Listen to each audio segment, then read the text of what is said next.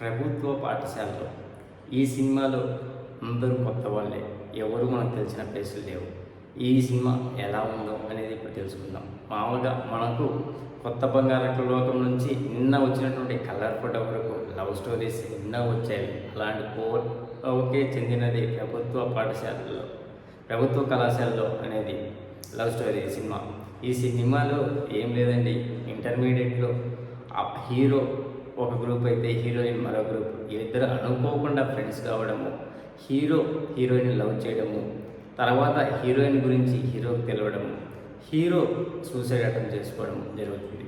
ఇది స్టార్టింగ్ నుంచి చూస్తుంటే 90sలో పుట్టిన వాళ్ళకు, ఆ టైంలో మనకు మొబైల్ లేవు, కాలేజీ లవ్ స్టోరీ ఎవరికైనా ఫస్ట్ లవ్ స్టోరీ అంటే కొద్దిగా తీయగా కమ్మగా ఉన్నట్టే అనిపిస్తుంది కదా, అలాంటి వాళ్ళకు ఈ సినిమా నచ్చుతుంది. అదే ఈ జనరేషన్ కుర్రాళ్ళకైతే అస్సలు నచ్చదు బాబు, చాలా బోరింగ్ అనిపిస్తుంది.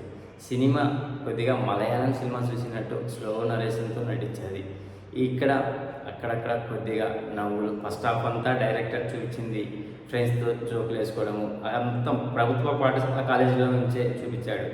ఇక్కడ ఫైనల్గా మనకు 90sలో పుట్టిన 90sలో ఉన్న వాళ్ళకు, కాలేజీలో జరిగిన వాళ్ళకు మాత్రమే ఈ సినిమా నచ్చుతుంది. ఓవరాల్గా సినిమా పెద్దగా చెప్పుకోదగ్గర ఏమీ లేవు.